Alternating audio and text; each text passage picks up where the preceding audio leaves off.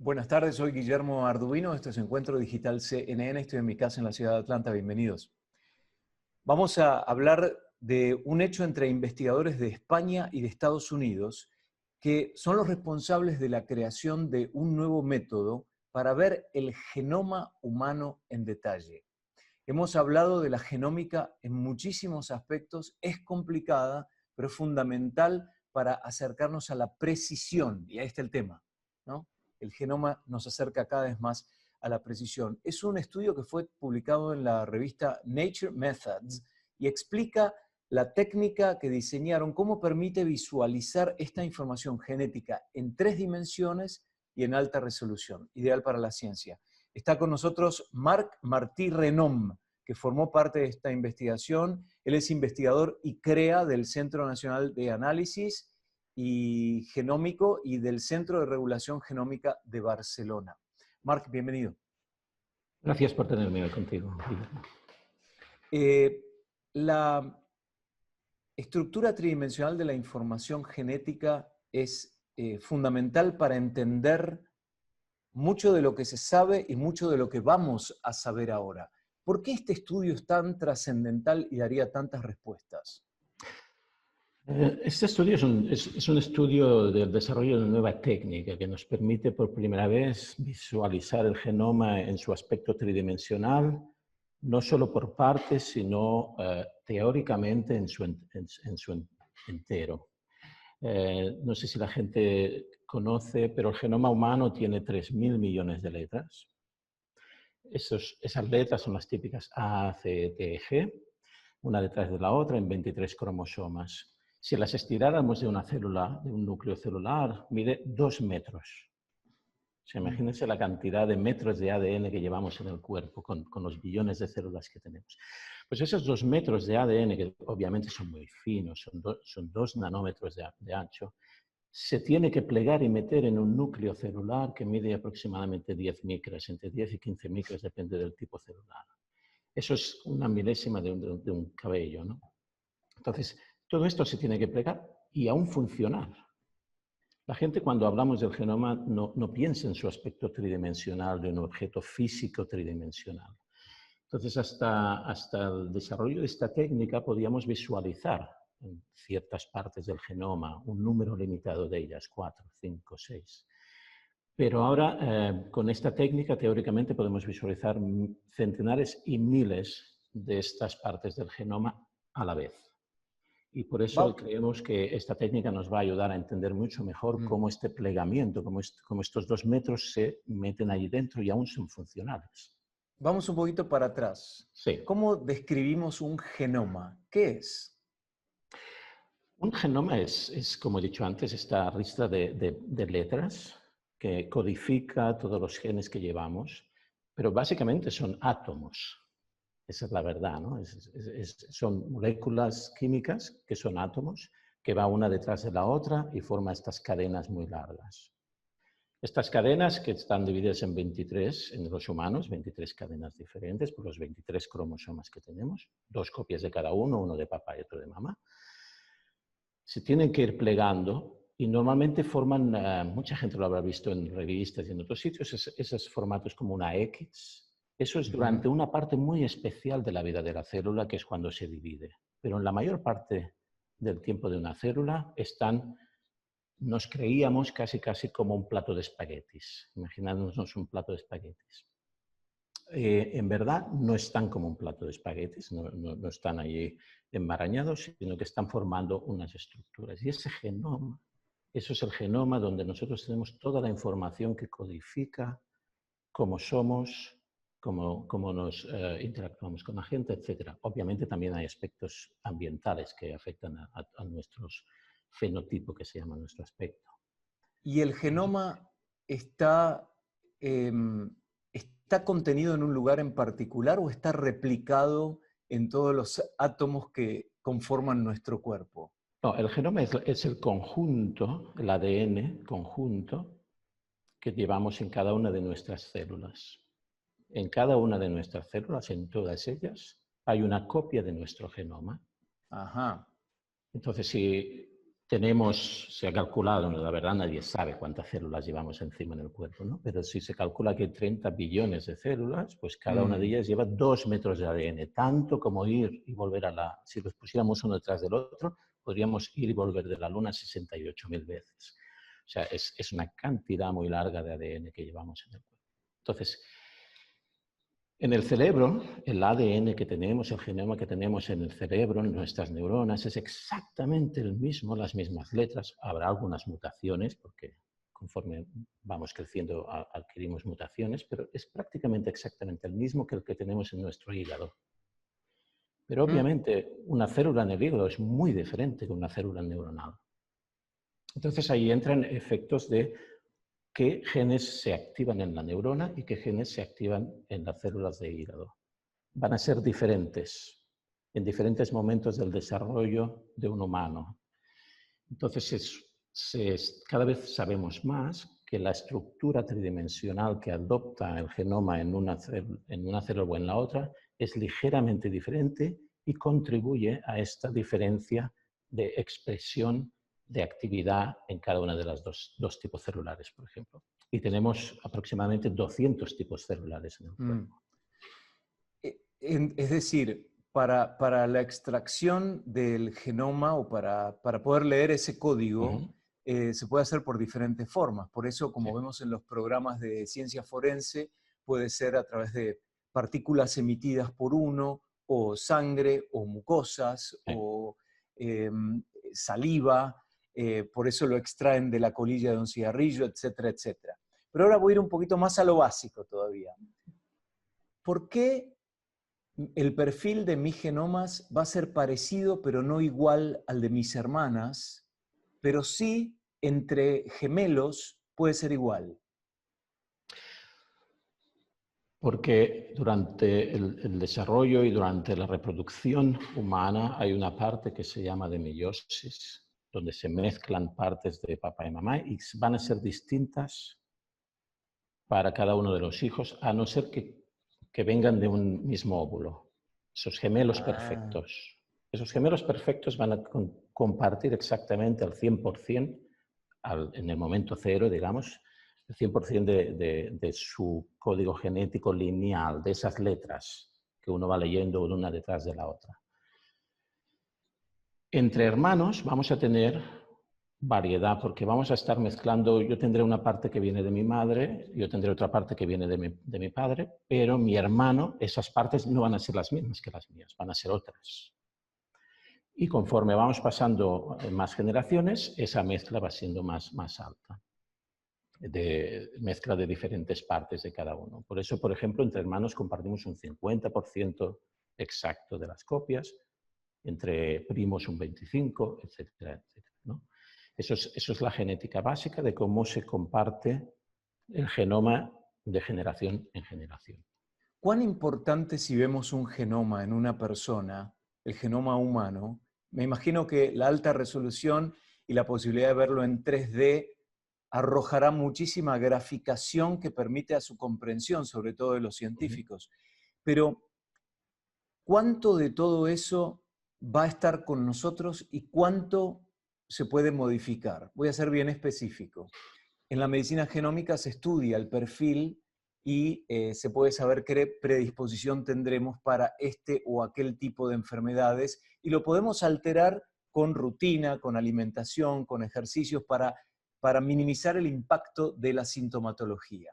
Estoy tratando de ser muy, muy cuidadoso con el vocabulario que utilizo. Pero ¿cuánto se puede realmente enfrentar a la naturaleza y virar un poco el curso natural y cuánto no se puede?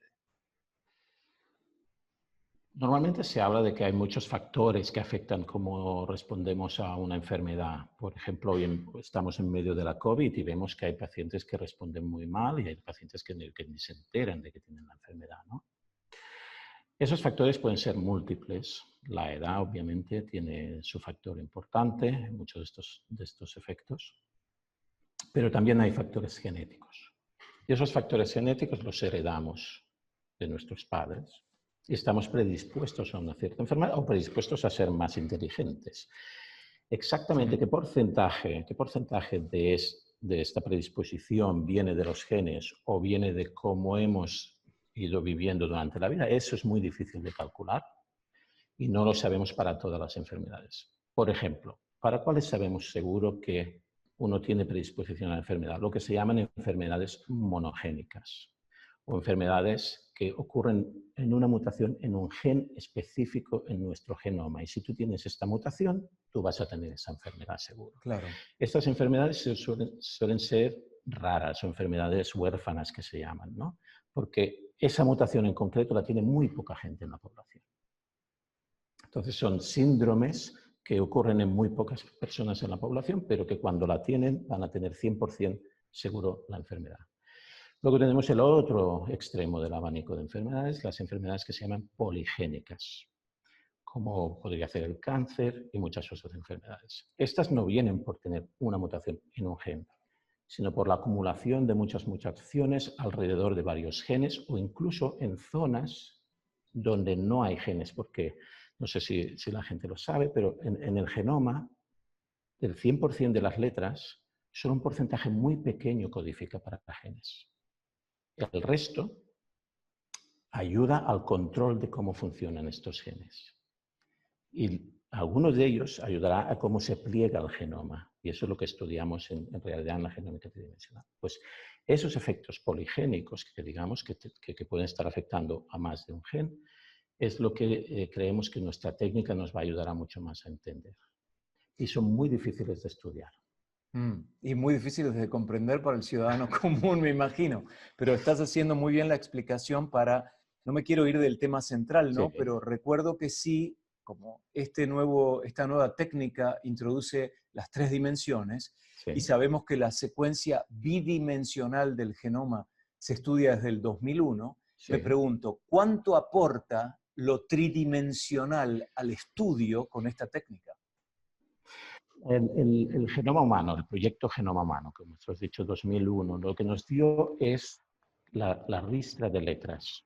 Sabíamos unas letras, pero ahora las teníamos que leer. Con los años y proyectos como el ENCODE, que es otro proyecto muy importante europeo y americano, lo que empezamos a ver es que unas partes codifica para unos genes, esta pieza de letras codifica para un gen, esta otra pieza no codifica para un gen, pero codifica para otras cosas. ¿Qué son estas otras cosas? Por ejemplo, imaginémonos que un gen es una bombilla en una habitación. Y luego otras partes son los interruptores, encenderla y apagarla. Y a veces tenemos en una casa varios interruptores que encienden la misma bombilla, la misma luz. En un tipo celular esa luz estará encendida, en otro tipo celular esa luz estará apagada.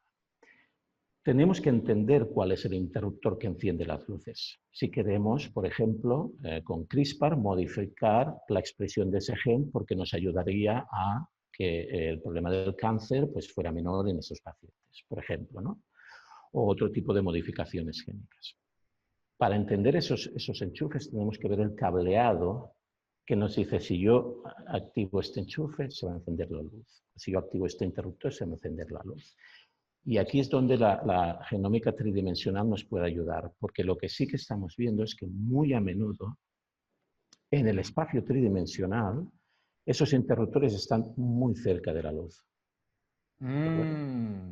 Aunque si yo las tiro el genoma, están muy lejos en secuencia. Hay muchas letras entre ellos y entonces ese interruptor no sé que está activando esta luz. Pero cuando yo lo pongo en 3D, para que nos hagamos una idea, sí que están cerca. Ahora puedo activar, pero en secuencia están muy lejos. Entonces, ese plegamiento nos va a ayudar a entender qué interruptores encienden qué genes. Y nos va a permitir hacer una medicina de precisión mucho más exacta. Significa que el fenómeno tridimensional es fundamental en este caso, porque el bidimensional lo ve en forma lineal. Exacto. Suponemos que es muy fundamental y por eso lo estamos estudiando, pero aún no tenemos ese mapa tridimensional entero para decir verdaderamente es fundamental o no. Nosotros suponemos que es fundamental porque lo sabemos en otras moléculas biológicas que es fundamental, en proteínas y en otro tipo de moléculas biológicas, sabemos que su estructura es fundamental para entender su función. En el genoma estamos dando los primeros pasos para entender esta estructura. ¿cuán lejos estamos de, con este tipo de técnica o con este tipo de visión, incluir la pandemia que tenemos hoy? El COVID-19 y la estructura, vamos a decir, el código genético de los que habitamos en este planeta. Sí, el COVID es un virus. Los virus son infinitamente más pequeños que una célula, infinitamente más pequeños. Su genoma es muy pequeño. Tienen también un genoma, tienen una lista de letras, en particular el COVID no es de ADN, es de ARN. ARN. Pero también se pliega de alguna manera. Lo que pasa es que es tan pequeño que no lo podemos visualizar verdaderamente. No tenemos la capacidad técnica para visualizar en 3D el genoma de COVID, que nos podría ayudar a entender cómo, de alguna manera, destruir esa estructura o maltrechar esa estructura para evitar la infección. Hoy no, porque tal Hoy. vez dentro de un tiempo, porque es tan poco lo que estamos sabiendo del COVID, que tal vez dentro de un tiempo sí hay información clara y concreta. Exacto. Hay maneras de visualizar, no de visualizar directamente con nuestros ojos, sino indirectamente por otras técnicas. Hay maneras de visualizar cómo estas estructuras de ARN se conforman en 3 dimensiones, aunque sean pequeñas, ¿eh? Pero con un microscopio hoy en día no se puede, que es lo que la técnica nosotros hemos desarrollado. Los animales también tienen ADN, ¿no? Sí. Pero no tienen 23 cromosomas como nosotros. No, cada especie tiene su número de cromosomas específico. Pero podemos asumir entonces, dejemos la religión de lado, Sí. podemos asumir entonces que todos partimos de un mismo punto y que después fuimos como mutando. En verdad todos partimos de la sopa original de la vida, que se supone que principalmente estaba formada por piezas de ARN y luego fue el ADN. Como el virus. Se supone, sí. Que se fue empaquetando y se fue mezclando y se fue conjugando. Primero vieron organismos unicelulares que solo tenían una célula. Luego estos organismos unicelulares se fueron especializando y juntando y formando multicelulares como nosotros. Y obviamente a partir de ahí ya empezó lo que es la vida que nosotros entendemos como vida, porque la gente normalmente no piensa en bacterias y virus, etc. Claro. Donde ya empezaron a haber animales como los entendemos hoy en día o plantas como los entendemos hoy en día. Y luego la evolución ha hecho de que nos fuéramos separando como especies cada una de estas especies. Qué interesante el hecho de que el estudio del genoma humano con alta resolución y en 3 dimensiones, como esta técnica española estadounidense, también tiene que hacer uso de otras disciplinas para hacerla más eficiente. ¿Ustedes trabajan con inteligencia artificial, con computación cuántica en el análisis de toda esta información o es meramente humana? No, aquí este trabajo hay 2 partes en este trabajo en concreto. Una parte que se realizó en Harvard University, en los grupos de Tim Wu y George Church, que es la de generación de las imágenes. Y esta técnica lo que hace es utilizar sobre todo tecnología de ADN. Y esta tecnología la desarrollaron en Harvard. Luego generaron unas imágenes, que son unas imágenes que están llenas de lucecitas, para que nos entendamos. Están llenas de colores, que son imágenes del núcleo celular de células humanas. Estas imágenes nos las pasan a nosotros. Para nosotros son píxeles, principalmente. Y viene la parte computacional, que la hicimos en Barcelona, en nuestro centro. Y ahí lo que teníamos que hacer es discernir dentro de todas estas luces cuál gen es cada una de estas luces e intentar localizarlos en el espacio tridimensional y generar unos mapas tridimensionales con computación. En este caso utilizamos, computacionalmente no es exageradamente caro en el sentido de que no necesitamos unos grandes ordenadores para hacer este tipo de cálculos, pero sí que se utiliza inteligencia artificial para definir exactamente, en nuestro caso no llegamos a usarlo, pero se puede usar para definir exactamente dónde está la señal lumínica de esos microscopios, porque tenéis que pensar que esto es nanómetros, ¿eh? Y la Claro. luz es muy tenue, la luz que emiten. Y entonces necesitas un algoritmo que te diga esto es señal y esto no es señal. Claro. Yo me atrevo a decir que la computación cuántica seguramente va a jugar un papel muy importante en el estudio genómico, porque Sí, la sí. verdad que tiene una habilidad y una habilidad para procesar infinita cantidad de datos, una infinita cantidad de datos para llegar a conclusiones verdaderamente para beneficio de la sociedad. Y te quiero preguntar, Mark, la, el quote o la cita que hizo el diario El País sobre una frase tuya y me gustaría que la explicaras. Podemos decir, dijo Mark, que gracias a esta técnica pasamos de ver países aislados a poder explorar continentes enteros a la vez. ¿Cómo lo Sí. hacemos? Antes de esta tecnología, ¿cómo observábamos los genes en 3 dimensiones? Lo observábamos bajo el microscopio. Hay 2 grandes técnicas, pero no vamos a entrar en la segunda. La primera es bajo el microscopio, con nuestros ojos, observar lo que está pasando. Lo hacemos con lo que se llaman unas luces que enviamos directamente donde queremos que vaya. No voy a entrar en técnicas, pero podemos enviar esa luz al gen 1, al gen interesante. Esas luces tienen que ser de diferentes colores, porque si yo pongo 5 luces del mismo color, no voy a diferenciarlas bajo el microscopio. Voy a ver 5 manchas, pero no sabré qué gen es el 1 y qué gen es el 2, qué gen es el 3. Van a ser 5 manchas del mismo color. Entonces, esto es química pura y tenemos un número muy limitado de colores que podemos usar a la vez. ¿De acuerdo? No es como un LED que nos da todos los colores hoy en día. Acordaros, los LEDs hace 10, 15 años tenían muy pocos colores. Pues esto estamos igual. Entonces, podemos ver 5 o 6 genes a la vez, en el mismo momento, en el mismo experimento. Si quisiéramos ver 20, tendríamos que hacer 4 experimentos. Y no estaríamos seguros que estamos viendo siempre lo mismo, porque veríamos 5 ahora, luego veríamos otros 5, luego veríamos otros 5, luego veríamos otros 5. Lo que hemos logrado con esta técnica, a base de combinar química de ADN con computación, podemos ver centenares y miles de estos puntos a la vez. Es decir, la analogía era, antes igual mirábamos Barcelona, Madrid y París, ahora podemos mirar Barcelona, Madrid, París, Sevilla, Valencia, Berlín, todos a la vez y empezamos a ver el contorno de Europa, por ejemplo, ¿no? Antes solo podíamos ver unos puntos a la vez. ¿Esto que nos ha llevado? Nos ha llevado es que estos experimentos son mucho más baratos que eran anteriormente y podemos hacerlos mucho más a menudo en muchos más tipos celulares y en muchas más condiciones.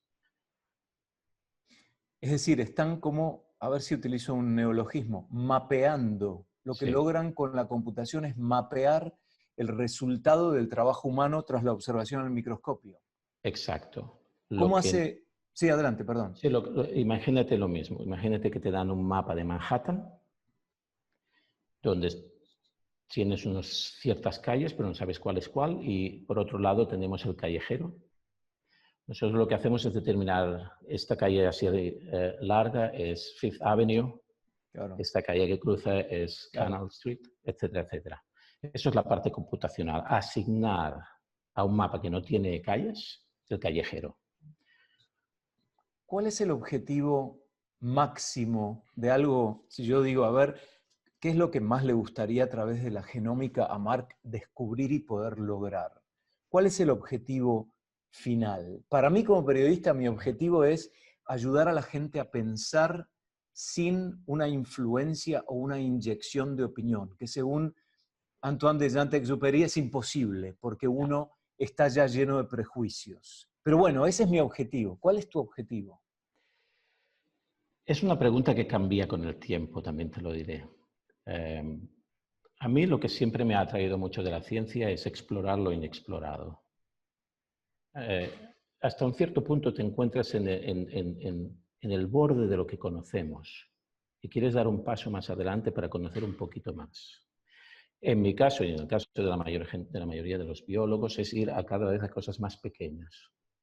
En el caso de los astrólogos es ir cada vez a cosas más grandes. Salió hace muy pocos días el mapa tridimensional de las galaxias, etc., ¿no? Pero es siempre explorar lo que hay detrás. Entonces, las preguntas en concreto, a mí particularmente no es algo que me atraiga muchísimo, sino cómo voy a desarrollar nuevas técnicas y nuevos elementos computacionales y código para dar ese paso. Eso es lo que a mí me atrae muchísimo. Llegar a un lugar donde nadie ha estado anteriormente y desarrollar todo lo que es necesario para llegar a este lugar. Entonces, abrir como un cierto camino para que otros exploren preguntas concretas que la biología necesita responder, que antes no podía responder sin la técnica. Me parece que cuando yo estudié en Estados Unidos, que hay técnicas distintas, ¿no?, de las de otros países, porque yo tuve mi formación superior en Argentina, pero aquí también tuve formación superior. Encontraba con que la anteposición entre nature, naturaleza, o nurture, que es la formación de una persona, siempre venía la gran pregunta: ¿es la naturaleza o es la formación de la persona, ¿no? Cómo uno lo puede ir haciendo. Por ejemplo, en psicología, ¿es que uno nace con determinadas características psicopáticas o uno se hace psicópata, ¿no? Por ejemplo. Y yo creo, mientras estabas hablando, yo me preguntaba y decía, tal vez la genómica, en sus resultados con respecto a quiénes somos y el estudio de todos estos elementos personales, también tienen la misma filosofía. ¿Somos de una forma o nos hacemos de esa forma? Y yo me pregunto si en este caso, sobre todo cuando nos enfrentamos a la utilización de este tipo de disciplinas para la medicina y para poder vivir mejor y más tiempo, es una combinación de los dos, ¿no? En definitiva. Es que no es uno o el otro, son ambos. En verdad, nosotros nacemos con una herencia que nos dan nuestros padres biológicos, padre y madre biológicos, y esa herencia la vamos moldeando con el tiempo, con nuestra actitud enfrente de la vida y cómo vivimos, cómo comemos, es muy importante. Para que te hagas una idea, el ADN este que nosotros visualizamos no está, lo que se llama naked en inglés, no está desnudo. Tiene muchas proteínas enganchadas en nuestro... Y estas proteínas se modifican dependiendo de, por ejemplo, lo que comemos, no lo que hemos comido hoy, sino lo que hemos comido durante toda nuestra vida, si bebemos, si no bebemos, si fumamos, si no fumamos, etcétera, etcétera. Entonces, estas modificaciones que no pasan en el ADN, o sea, tú no la vas a dar a tu hijo como herencia, esa modificación. Claro. En principio, cada vez pensamos que sí que se está pasando, pero bueno, es lo que se llama epigenética, fuera de la genética. Pero bueno, esas modificaciones las vas adquiriendo con el tiempo y esas modificaciones también hacen que unos genes se activen o se desactiven dependiendo de cuáles modificaciones uno pueda adquirir con el tiempo de tener una vida más o menos saludable. Es sumamente interesante, me quedan 18.543 preguntas para hacerte. Marc, es sumamente interesante y me pregunto, yo creo que cada vez se va a avanzar más y más rápido gracias a la ayuda de la ciencia y también la interpretación humana, ¿no?, que es fundamental, la formación académica. Te queremos agradecer. Él es Marc Martí Renom, formó parte de la investigación del Centro de Regulación Genómica en Barcelona, es también investigador y CREA del Centro Nacional de Análisis Genómico en Barcelona, y este estudio del genoma en 3 dimensiones y en alta resolución está en pleno estudio. Muchas gracias, un abrazo. Gracias a vosotros. Hasta la próxima. Y así queremos ayudar que ustedes también piensen mejor. Esa es la idea, ¿no? Como decía anteriormente. Soy Guillermo Arduino desde la ciudad de Atlanta para CNN. Esto es Encuentro Digital CNN. Gracias, hasta la próxima.